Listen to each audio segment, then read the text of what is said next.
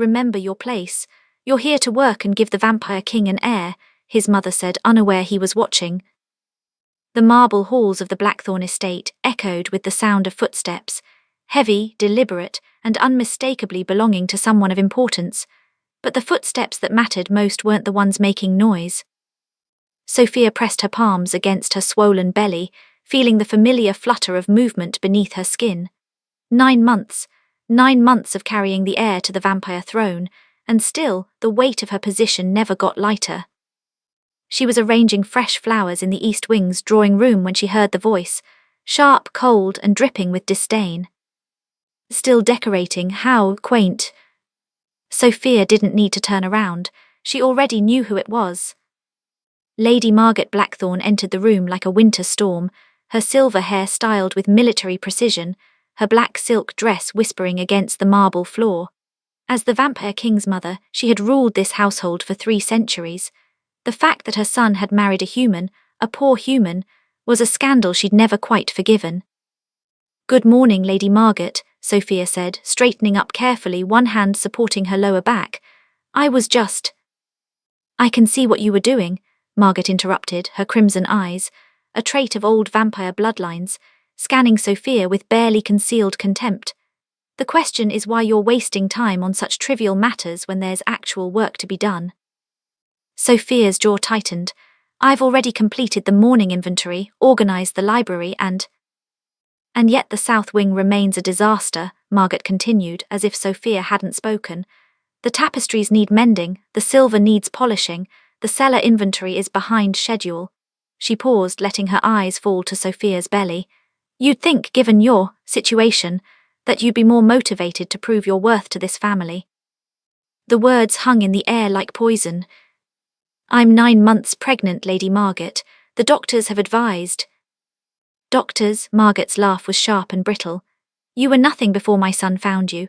A servant's daughter in some grimy human village, scrubbing floors for copper coins. Now you live in a palace, wear Blackthorn jewels and sleep in silk. And yet you're ungrateful enough to complain about a few tasks." Sophia felt the familiar burn of humiliation crawl up her neck. This wasn't the first time. It wouldn't be the last. Every day brought a new barrage of comments, a new list of impossible tasks, a new reminder of where she came from and how little she truly belonged here. "I apologize," Sophia said quietly, which was what Margaret expected, what Margaret demanded. "You should," the older woman snapped. "Your only purpose here is to produce an heir. Everything else, your comfort, your preferences, your health, is secondary to that obligation. Remember your place. You're here to work and give the Vampire King an heir, nothing more." Margaret turned to leave, her dress swishing behind her like the tail of some predatory creature. At the doorway, she paused. "Oh, and Sophia, there are guests arriving this evening. The South Wing needs to be prepared. I expect it to be flawless. No excuses." Then she was gone, leaving Sophia standing alone among the flowers, trembling slightly. What she didn't know was that someone had been watching. Hidden in the shadows of the upper landing, Damien Blackthorn, king of the vampire realm, lord of the Eastern Territories, and the man who had married for love rather than political advantage, had witnessed the entire exchange. His dark eyes, black as obsidian and twice as hard, had tracked every word, every gesture, every moment of his mother's cruelty. His hands clenched into fists. The court would soon learn what happened when someone dared to treat the queen of the vampire realm, his wife, his chosen one, with such contempt. But first he had to understand how deep this went, how long his beloved Sophia had endured this alone. And that's when his expression shifted into something far more dangerous than anger. It was the look of a predator who just discovered a threat to his pack. The South Wing transformation was nothing short of miraculous. By sunset, Sophia had somehow managed to coordinate the entire renovation with a grace that would have impressed even the most seasoned event planner. The tapestries gleamed, the chandeliers sparkled, and every surface shone with the kind of perfection that Margaret demanded. But it had cost her. In the servants' quarters, tucked away in a small room adjacent to the main kitchen, Sophia sat on a worn wooden chair with her feet elevated on a stool. A young maid named Catherine, one of the few people who showed her kindness, pressed a cool cloth to her forehead.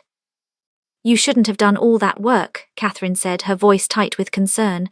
Not in your condition, the baby. The baby is fine, Sophia assured her, though even she could hear the exhaustion in her own voice. Lady Margaret would never forgive me if I failed to complete the preparations. Lady Margaret is cruel, Catherine said bluntly, then quickly lowered her voice, glancing toward the door. I shouldn't speak ill of her, but it's the truth. Everyone in the household sees it, everyone except Damien, Sophia finished quietly. She hadn't told her husband about the daily humiliations. How could she? Damien was a king. He had territories to manage, ancient laws to enforce, a realm that depended on his leadership. The last thing he needed was to worry about his wife being treated poorly by his own mother. Besides, what would he do? Punish his own mother? It was unthinkable in vampire society. What Sophia didn't realize was how wrong she was. 3 levels above, in his private chambers, King Damien was receiving a very detailed report from his head of household staff, Marcus, a vampire who had served the Blackthorn family for over 200 years and owed his first loyalty to Damien alone.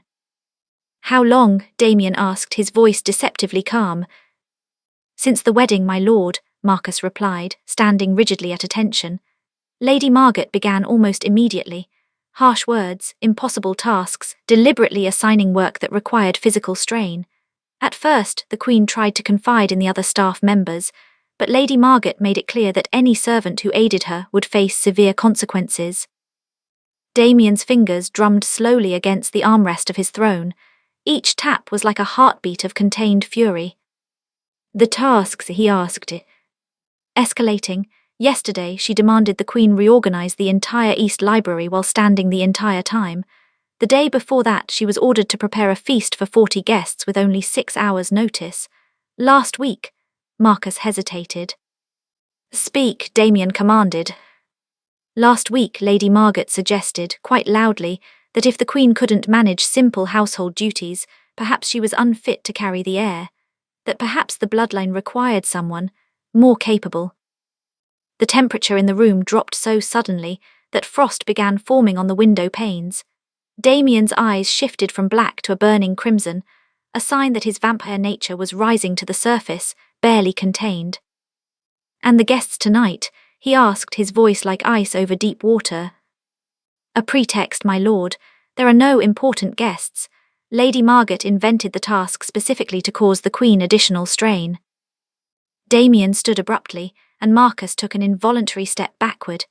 The king's aura, the invisible power that radiated from ancient vampires, filled the room like a physical force. I need to know something, Marcus, Damien said quietly. In all your years of service, have you ever known me to tolerate disloyalty? Never, my lord. Have you ever known me to accept betrayal within my own household? No, my lord, never. Then you understand what comes next. Marcus nodded slowly, understanding perfectly what his king was implying. What confused him was why Damien was asking these questions, as if there was any doubt about his response. Because there wasn't. By midnight, Lady Margaret Blackthorn would learn exactly what it meant to cross the king. But the situation was far more complicated than anyone realized. The guests never came. Sophia discovered this around 8 p.m., when she was putting the finishing touches on the South Wing's guest rooms. One of the house managers appeared with an apologetic expression and informed her that all visitors had cancelled due to an unexpected royal matter. No explanation beyond that. She felt a strange mixture of relief and dread. Relief because her exhausted body desperately needed rest. Dread because she could already imagine Margaret's reaction to the waste of effort. More ammunition for more cruelty. She was wrong about one thing, though. Margaret's reaction was the least of her concerns. The summons came as she was preparing for bed, not from Margaret, from Damien. The king requests your presence in the throne hall immediately. Sophia's heart stuttered. Had something happened? Was something wrong with the baby? Her hand flew to her belly protectively as she changed into a proper gown, a beautiful midnight blue creation that Damien had given her weeks ago. She'd never worn it because Margaret had sniffed at it and said it was improper for someone of her station. Tonight she wore it anyway. The throne hall was illuminated by hundreds of candles. their light dancing across the obsidian and silver dacre. But it was the scene before the throne that made Sophia stop in her tracks. Damien sat on his throne, a massive structure of black marble and wrought iron, and his expression was absolutely unreadable. But what made her breath catch was who stood before him on her knees, her elegant composure completely shattered. Lady Margaret. Damien, Sophia whispered, stepping forward. Come, he commanded, his voice soft but laced with authority that made the air vibrate. Stand beside me.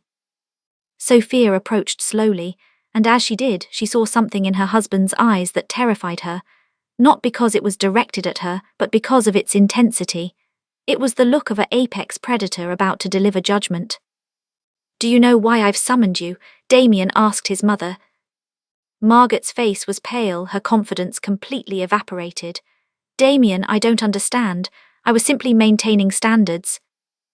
You were tormenting my wife, he said, each word clipped and precise. For 9 months you have systematically humiliated her, assigned her impossible tasks and worked her to exhaustion, all while she carries my heir. She's a commoner, Margaret started. She is the queen, Damien interrupted, his voice dropping to something far more dangerous. And she is mine. That means she is under my protection, and any disrespect shown to her is an act of betrayal against the crown itself. Sophia's hand flew to her mouth. But Damien wasn't finished. I have devoted 5 centuries to this realm. I have protected our people, expanded our territories, and brought stability to our bloodline. And in that time I learned that true strength isn't found in lineage or age or pure vampire blood. True strength is found in character, in loyalty, in choosing love over tradition. He took Sophia's hand, and she felt the warmth of his touch despite the chill radiating from his throne. I married Sophia because she is stronger than anyone in this palace. She came from nothing and chose to build something. She endures disrespect with grace instead of bitterness. She carries my child with courage instead of complaint. That is the strength our heir will inherit. Margaret was trembling now, her face ashen. What are you saying? I'm saying that your time here is finished, Damien said coldly. You will be stripped of your title as First Lady of the realm. Your allowance will be reduced to a sum sufficient for basic living. You will be confined to the West Tower, where you will have no contact with the court, no influence over household matters, and no access to my wife. Damien, please, Margaret's voice broke. However, he continued, his expression unreadable, I will not have you executed or exiled as tradition would dictate for such a breach. Why? Because despite your cruelty you are still my mother. But know this, if I discover even the smallest instance of further disrespect toward my wife, that mercy will be rescinded. Do you understand? Yes, Margaret whispered. I didn't hear you, Damien said coldly. Yes, my lord, Margaret said louder, her voice breaking. Guards, Damien called, and 3 armoured vampire soldiers entered immediately. Escort Lady Margaret to the West Tower. Ensure she has everything she needs, but ensure also that she does not leave. As the guards led her away, Margaret's elegant composure completely shattered, tears streaming down her face. Sophia stood frozen, unable to process what had just happened. But then something shifted. One of the guards hesitated at the doorway, exchanging a glance with another. A glance that suggested this wasn't entirely unexpected. In fact, as Sophia watched, she noticed that Marcus appeared from the shadows and he was smiling, not cruelly but with a strange sense of satisfaction, as if something long overdue had finally been set right. And then there was the third guard, the one who had remained closest to Lady Margaret. As the woman was led away, Sophia caught sight of his face for just a moment, and something about his expression made her blood run cold. It wasn't satisfaction or duty she saw there. It was something far more complex, something almost like regret mixed with resignation, the expression of someone who had been expecting this moment for a very long time. Before Sophia could process that strange observation, Damien pulled her gently against his side, his hand settling protectively over hers and the baby within. Are you all right? He asked softly, all traces of the terrifying king erased, replaced with the gentle man she'd fallen in love with. How did you? Sophia started. Marcus told me everything, Damien said. I should have known sooner, I should have paid more attention. For that I apologize. But Sophia barely heard him. Her mind was caught on that third guard's expression, on the way he'd looked at Lady Margaret with an emotion that seemed far too personal for a simple escort mission. Damien, she said slowly, did you plan this, the cancelled guests, the summons, all of it? He smiled, but his expression was guarded. I did what needed to be done. There was something in his tone that suggested there was more to the story, something he wasn't telling her, but before she could press further, a sharp pain shot through her abdomen. Sophia gasped, doubling over. What's wrong? Damien's entire demeanor changed, panic flooding his features as he caught her. The baby, Sophia breathed. Something's wrong, I think I'm in labor. The palace descended into controlled chaos. Midwives and physicians rushed through the corridors. Sophia was carried to the birthing chamber, a room designed specifically for vampire births, with reinforced walls and magical protections woven into the very stones. The stress of the evening, combined with her physical exhaustion from the previous months, had apparently triggered early labor. Damien refused to leave her side, despite the tradition that fathers were not permitted in the birthing chamber. He held her hand through every contraction, whispered encouragement, and made promises that she would be safe, that their child would be safe, that everything would be fine. 22 hours later, as dawn broke over the Eastern Territories, their daughter was born.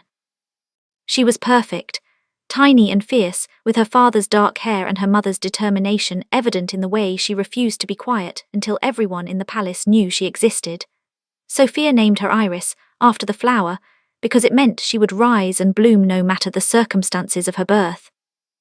In the aftermath, as Sophia held their daughter and Damien stood at the window watching the sun rise over his realm, the king finally allowed himself to fully process what had happened, what he had done, what he had allowed to happen, really. The truth was far more complicated than anyone knew. 3 days after Iris's birth, as Sophia recovered and adjusted to motherhood, Marcus requested a private audience with the king. Damien met him in his private study, a room no one else was permitted to enter. The West Tower situation, Marcus began carefully. There's something you should know. Damien gestured for him to continue. Lady Margaret has attempted to harm herself twice, Marcus said quietly. Both times we've intervened, she's asking for you. She says she has something you need to hear, about the third guard, about why she treated the Queen the way she did. Damien's jaw tightened. He'd assumed it was simple cruelty, pure prejudice against humans, but Marcus's tone suggested something far more sinister lurked beneath the surface. Against his better judgment, Damien visited his mother. She was a shadow of the imperious woman from days before. The West Tower suite was luxurious but confined, and the isolation had clearly taken its toll. When Damien entered, Margaret rose from her chair, desperation written across her features.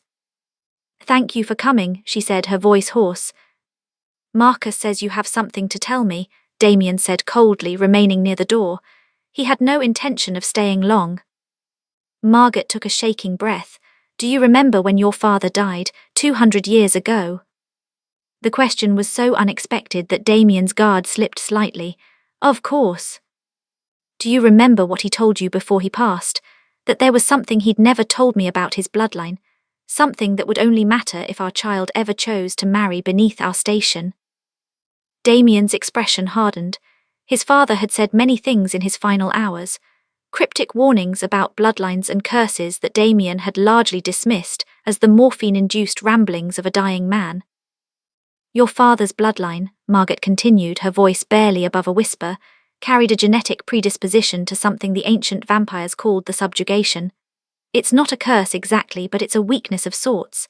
Any child born to a royal vampire and a commoner human would have diminished vampire abilities, weakened strength, reduced lifespan." The words hit Damien like a physical blow. "That's not." "It is," Margaret said desperately. "I had research conducted. Your wife, when she became pregnant, I had people investigating her bloodline, her family history. I was trying to protect you, to protect our realm. I thought if I could convince her to leave, if I could convince you that she was unworthy, you would reconsider. You would find someone of proper breeding." Damien felt the ground tilt beneath him. "You were testing her." Pushing her away to see if she would break, Margaret admitted.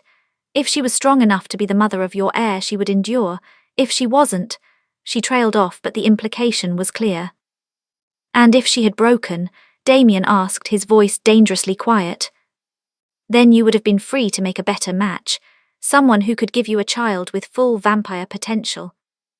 For a long moment Damien said nothing, then very slowly a realization began to dawn. The third guard, he said, the one who escorted you, who was he? Margaret's face crumpled. My research assistant, he's a geneticist, I asked him to. She couldn't finish. To ensure I witnessed your cruelty, Damien finished for her. You wanted me to see it. You wanted it to break Sophia or else to prove her worthy. It was an elaborate, convoluted test, orchestrated by someone who had convinced herself it was necessary. And the most damning part of Damien understood the impulse. He'd spent centuries protecting his bloodline, his realm, his people. But he had chosen Sophia not because of what she could give him genetically, but because of who she was. He turned toward the door. Wait, Margaret called. The child, your daughter, her abilities will be extraordinary, Damien said, turning back to face his mother one final time. Because she will inherit not just my strength but her mother's resilience, not just vampire cunning but human compassion. That combination is not a weakness, it's evolution. But the ancient texts were written by vampires who feared change, he said coldly. They are not prophecy, they are opinion dressed up as science. He paused at the threshold. And mother, the reason I'm not executing you for this conspiracy is not mercy. It's because you are family, and family is complicated. But understand this, you will never meet my daughter. You will never influence her upbringing or her beliefs. You will spend the rest of your very long life understanding what it means to be separated from everything you tried so hard to protect. He left her there in the tower, locked away with her regrets and her elaborate justifications. Sophia stood in the palace gardens, watching Iris, now a thriving, beautiful 1-year-old, chase butterflies across the lawn. She was already showing signs of extraordinary abilities. She'd inherited Damien's predatory grace and her mother's stubborn determination. The child was a marvel.